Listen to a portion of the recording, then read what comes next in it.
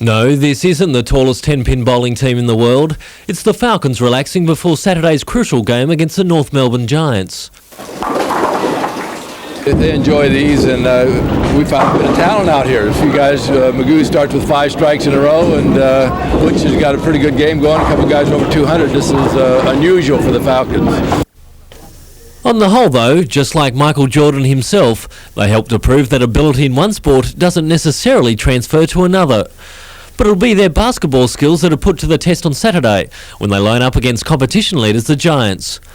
The Falcons will be out to improve their 4-4 record for the season and their dismal record at home.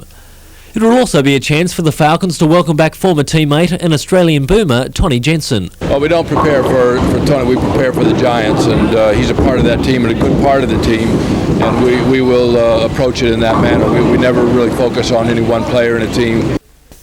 There's still some doubt over whether Jensen will play after a recurrence of an ankle injury, but the Falcons are assuming he will take the court. I'm sure Tony will be trying everything to make sure that he plays in this ball game. They've got a game the night before, and maybe he might miss that one and be ready for this one. So we'll prepare expecting him to play. Richard O'Leary, NBN News.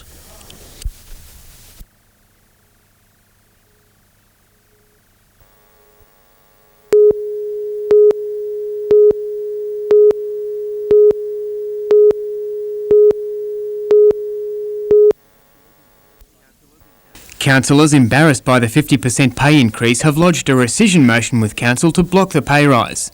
Very untimely, just quite staggering really. Councillors have said to me, look, we won't accept it, but under the Local Government Act it has to be paid if that's the council resolution. Now what you do with it after that, you can donate it to charity or you can do whatever you like with it. Deputy Lord Mayor John Manning exercised the deciding vote last night over a council divided on the issue. The Lord Mayor, Greg Hees, and councillors are going for the maximum amount allowable, each now entitled to receive $15,000 for their voluntary work, the Lord Mayor $55,000. The increase represents about half the cost of a pensioner rates assistance scheme, which Council had scrapped in a cost-cutting drive, which includes going cap in hand to the state government for permission to put up rates. Well, I believe the councillors that pushed for this pay increase have shot themselves in the foot, because we cannot, in all honesty, go to the state government and ask them for a special rate increase at the same time as we're awarding ourselves an increase.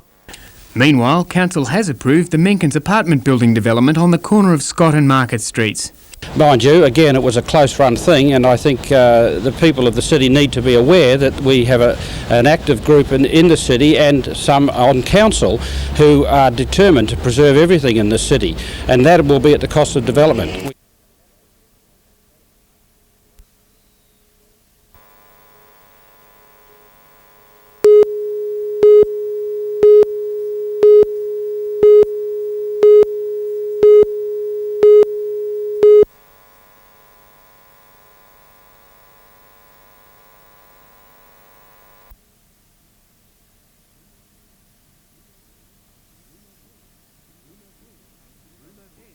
Rue Lopez paid $6.50, In Rhythm $12, Wings on Track $9, the Quinella $248.40, the Trifecta a handy $7,782.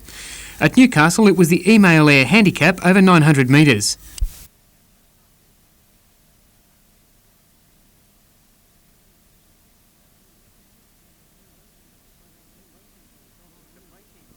The placings, Sauvon Rouge $3.20 and $1.20, Burketown Boy $1.20 and Golden Thara $1.60, the Quinella $3.30 and the Trifecta $20.40.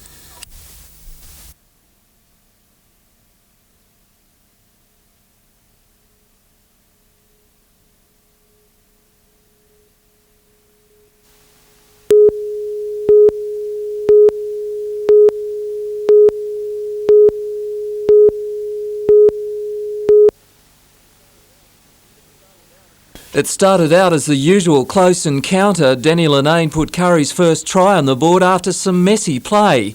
West hit back when Jamie Greenaway snapped up a loose ball for a clear run to the line. The move of the day came through a good Rosella backline, Brett Cullen setting up Todd Anderson, and West didn't look back. The usual fireworks between the sides was kept to a minimum, Wests running away with it 21-10. To rugby union, and the Newcastle Wildfires had northern suburbs running scared in the first half at number 1 sports ground. Tough hooker Razilla set the pace, making a break, following through to take a pass from Christian Taylor and scrambling over for the try. But in the second half, the more fancied North's forwards dominated play, the visitors taking the game 32 points to 18.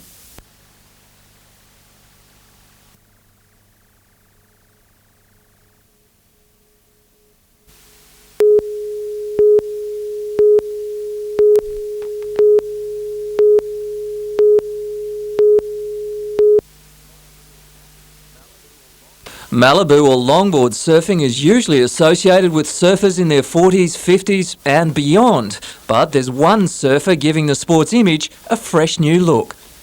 The juniors are getting back on the longboards and the older guys are sort of giving the older guys a push, and they get a bit grumpy about it sometimes, but they're fine. 18-year-old Josh Ferris from Newcastle's Bar Beach has just picked up the state longboard title. Yesterday he added the Steel City Club Championship to his list of victories. Ron Rudder, a legend in the sport, surfed against him in the final. Ron is 32 years older than Josh. I like to go in against young blokes just to keep them honest. Josh hopes to surf on the longboard professional circuit, being paid to travel and do what he loves. It'll be good to make a living out of it. It'd be great, just go around surfing the world on the longboards.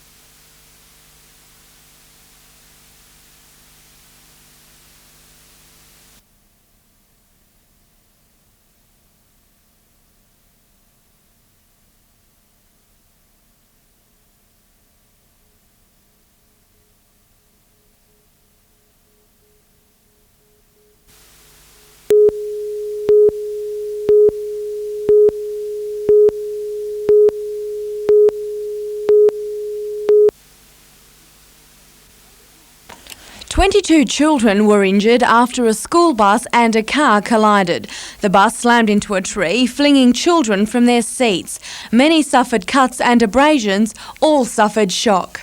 While some say seatbelts in buses are the answer, Amos Mordew from Blue Ribbon Coaches disagrees. He says school children are active while travelling and the driver needs to concentrate on driving and not enforcing the wearing of seatbelts. We feel that the best thing is children's behaviour. That these particular lot of children, I believe, were excellently behaved, but you get a lot of children that on the afternoons get a bit rowdy and so forth, and if they sit down and behave, there's be less accidents if they do that than walk around the bus. He has suggested members from the parents and citizens groups take turns travelling on buses to maintain order.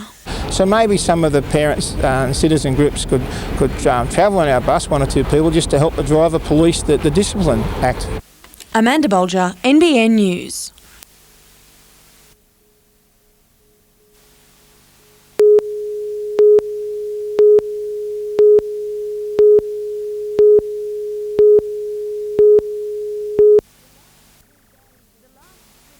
The last 3 days have been a nightmare for Lee Walker. On Friday morning, her husband left for work at Mayuna Colliery. He never arrived for his shift as an electrician and has not returned home. It was 11:30 in the morning, lovely sunny day, and he's just gone. So we're just hoping that somebody's seen something and they can shed some light on what's happened. Lee's family has combed the road he would have taken to work but have found no sign of him or the beige Subaru he was driving. She says he was a happy family man who loved his 3 daughters and, as far as she was aware, had no concerns. Do you have any idea what has happened to him? No, I don't. I fear for his safety. The Walker family is desperate to hear from Michael or anyone who may have seen him. We just want to find out where he is, make sure he's safe and get him to come home. there's a lot of people waiting for it. Okay.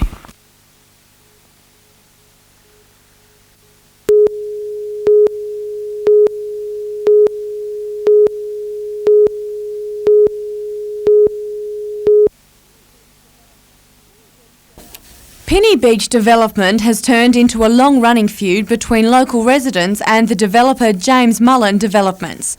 The original plan was to build a tourist resort and marina, along with residential blocks. We were told we're going to have interchange off the highway, which wouldn't affect the residents, and this hasn't occurred, and it was part of the agreement why these zonings were put in place in the first place, to have access off the highway, to have an integrated resort. If these things can't be fulfilled, I'll be calling on the state government to revert it back to what it was previously. Mr Valère is taking the issue to Lake Macquarie Council tonight, pointing out the company could be in breach of an order to construct an access road from the Pacific Highway. That's been only partly constructed, so traffic still has to go through Caves Beach. Residents are calling for the entire project to be abandoned. I see the long term that all bets are off. There has been decisions in the Land Environment Court abiding by the deed of agreement, upholding the deed. The runs are on the board. Let's go for an outright victory and scrap this development.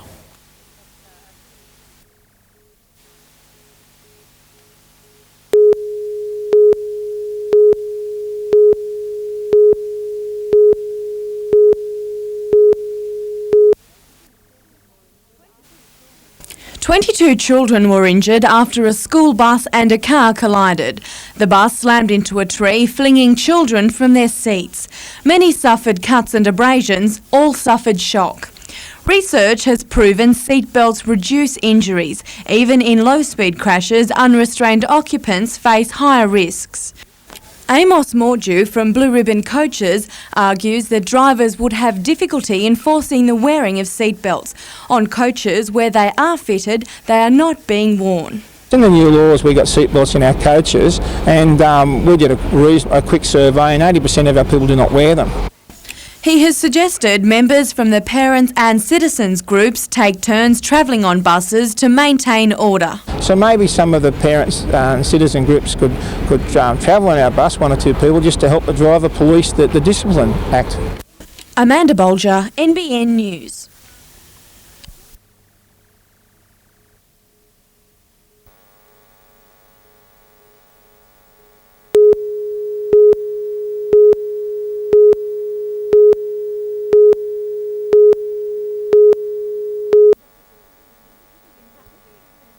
In rapidly expanding city areas such as Newcastle, Telstra is finding it difficult to keep up with new connections. The problem is the existing underground network, and Telstra believes attaching an aerial to the side of a house is the answer. The trial will extend to 240 of our customers who are in the category of wanting a second line or in units where our capacity can't reach at the moment. Today, Telstra installed the first aerial.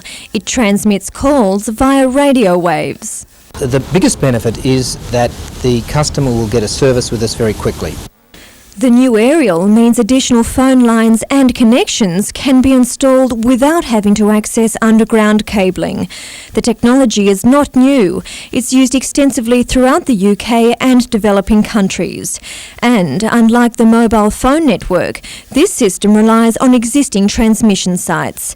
If the trial is successful, the fixed radio access system will become Telstra's main way of meeting shortfalls in their capacity. Sarah Griffiths, NBN News.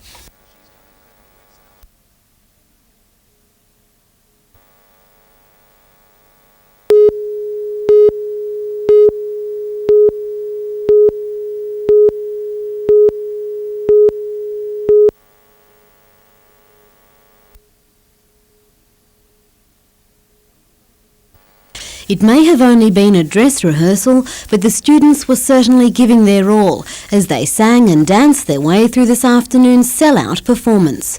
Offstage, technical directors made sure everything ran smoothly. The theme for this year is something out of the box, each new act revealing a variety of wonderful discoveries. It's the fourth year that Starstruck Spectacular has been held, involving close to 100 schools and 2,500 performers, ranging from the very young to senior students.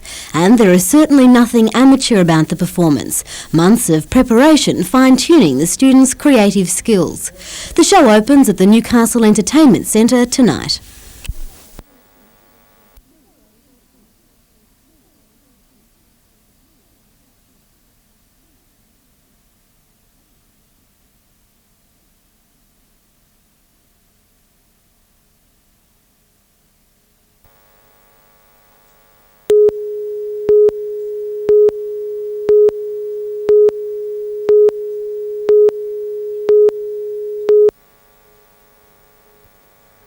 Emergency services rushed to Scone Airport as the Piper Cherokee from Coorambong west of Newcastle continued to circle.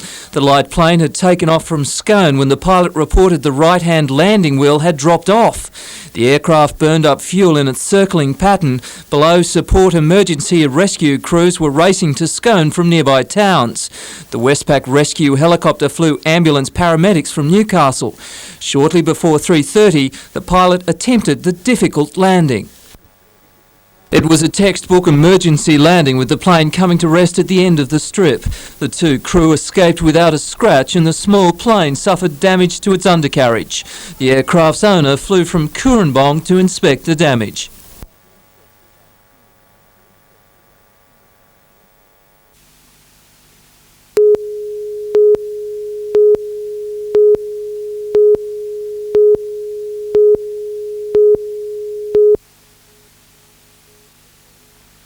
It's the air in our internal environment which is now under attack, and our own homes are one of the worst offenders. We go home in the cold winter nights, we close all the windows, we close all the doors, we even put little seals or rubber worms along the door to stop any fresh air coming in at all or going out. This lack of free-flowing air is slowly poisoning us. At a seminar on indoor air quality at Newcastle's Regional Museum today, consultants, councillors and air conditioning representatives discussed ways of reducing indoor pollution. It's a problem that guest speaker Joe Robertson believes is widespread. And our studies of buildings in Australia suggest that whilst we're doing a lot towards resolving the issues, we've got a long way to go. For asthmatics and allergy sufferers, the news is cause for concern. While standards for ventilation exist, they're difficult to monitor. Mandatory inspections are one way of ensuring air conditioners are doing their job, providing clean and filtered air. Some companies have already made a commitment to ensuring people are comfortable in their work environment. From January next year, Newcastle City Council will be taking air samples from all their major buildings every 3 months to check for signs of bacteria. Sarah Griffiths, NBN News.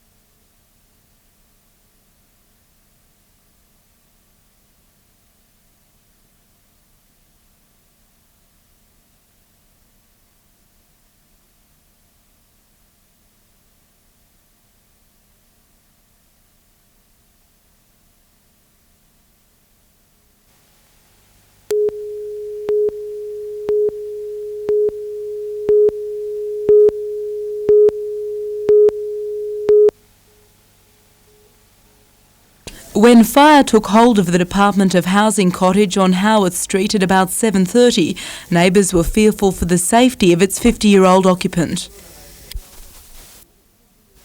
The woman hadn't been seen, and it wasn't until after the flames were extinguished that firemen could be sure she wasn't trapped inside. Some of the neighbours said that there was a lady that's normally here and was unaccounted for until we conducted a thorough search of the premises, for which we have now completed. There is no sign of that person. It turned out the pensioner had gone to a local club, returning home sometime later to find her house destroyed.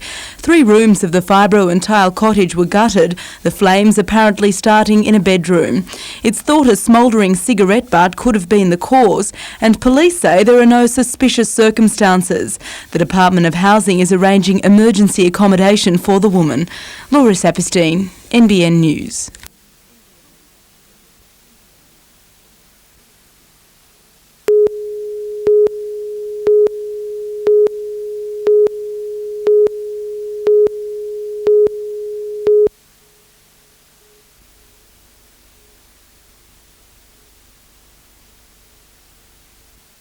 The entertainment began outside before a crowd of thousands moved into the Newcastle Entertainment Centre for last night's opening sellout performance of Starstruck 96.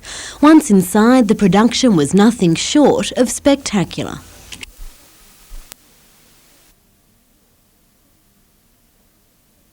But while the music and lighting may have caught the audience's attention, it was the performers who stole the show. The singing and dancing is much more than you'd expect from a group of school students, equalling some of Australia's more well-known and established performers.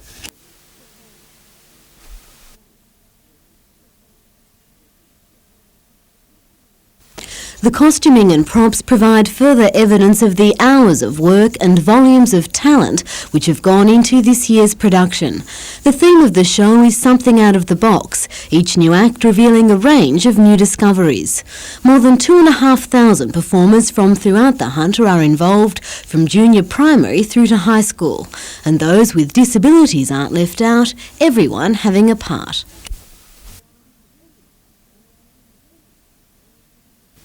Starstruck has proved such a success, future years may even see it taken overseas, organisers considering sending the production to the United States in 1999 as part of what Sydney's Olympic organisers have dubbed the year of taking Australia to the world.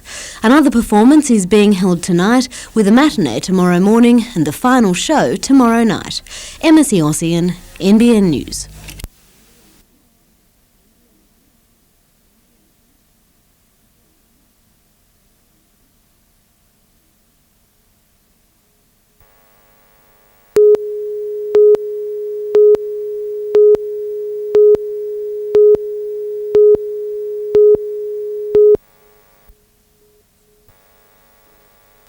The smiling face of the company's Aussie icon Chesty Bond was a stark contrast to the shocked faces of workers at the Taree factory today. Clearly the bad news was only just beginning to sink in. Did you see it coming? Not really. Was there any notice whatsoever? The layoffs in Taree are a social disaster that's been often repeated in Cessnock, where unemployment levels are some of the highest in the state. But this time the blow has fallen elsewhere, the Hunter Valley the lucky one. Bonds is offering all employees in Taree the opportunity to transfer to its Cessnock factory, with the plant to increase in size and take over much of Taree's former production. The company's general manager today said the decision to close has been forced upon it by competition from cheap imports. The Taree factory will close on July 16.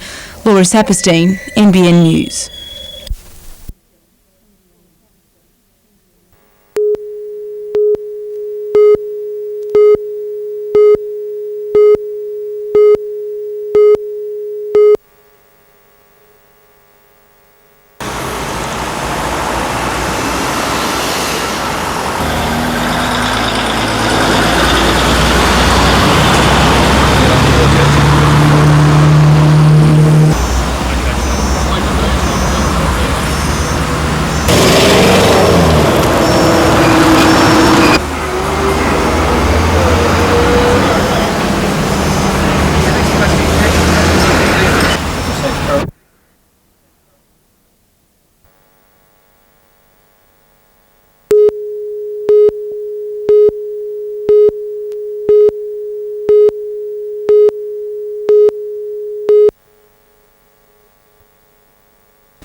The spirited swimmer is back in his hometown pool at West Gosford after success at the Grand Prix short course meeting in Sydney.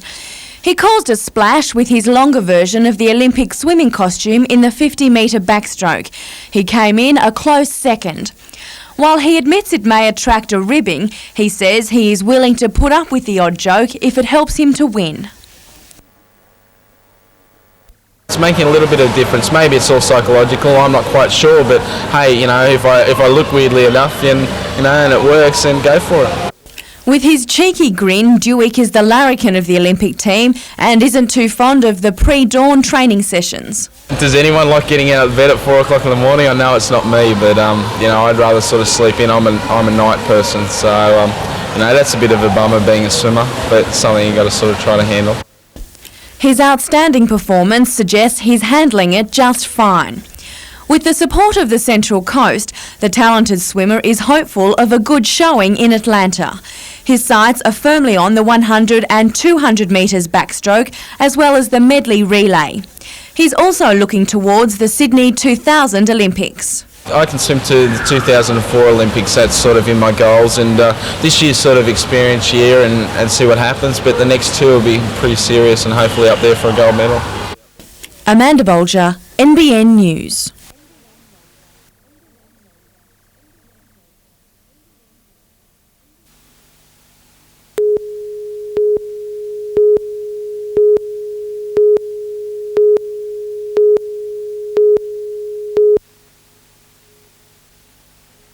In what's believed to be a world first, the proposed environmentally friendly institution will set the standard for the future direction of universities. So the core subject of the university is about management and people's responses to their actions, bearing in, on the basis that whatever we do in life has some impact on the planet. The development has been approved by Wyong Council and will eventually provide up to 7,000 students with a range of courses, including the standard curriculum offered at government universities. The campus will also have a language school, a performing arts college and a sports institute, as well as having an emphasis on the environment and the media. This futuristic approach to education is being trialled in Australia for a number of reasons. Developers say the cultural diversity of Australia is a big plus, with a majority of students to come from overseas. Construction is set to begin in about 12 months. The economic benefits to the Central Coast could extend well into the next century. There'll be 800 people directly employed in the university from a tertiary and a support level. Council tell me that should flow on to another 3,000 jobs. Amanda Bolger, NBN News.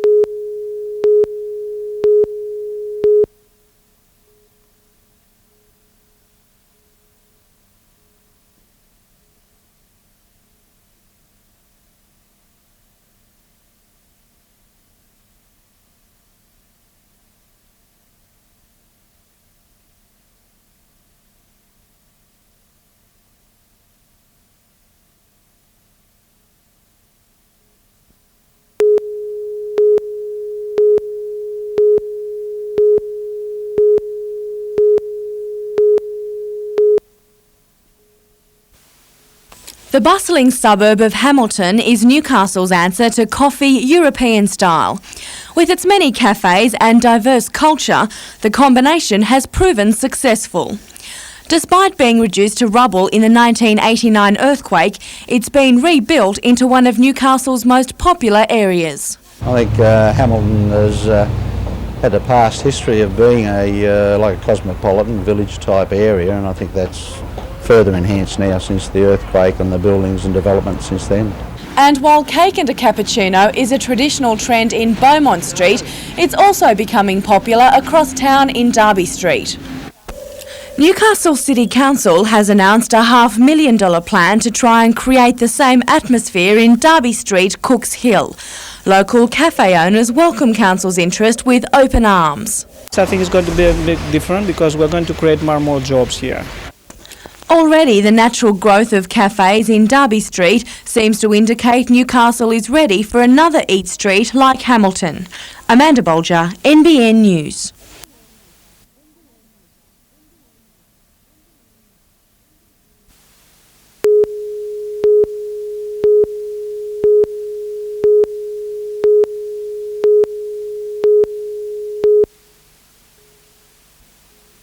Just before 7 last night, a man in his late teens entered the bottle shop behind the Rutherford Hotel. A fellow came into the back of the bottle shop, through the front of the bottle shop, sorry, with a balaclava on his face and with a shot-off shotgun, and approached her and told him it was a hold-up and give me the money. The attendant first thought it was a joke, but it wasn't. The bandit grabbed some cash and ran into the street, escaping on foot into bushland.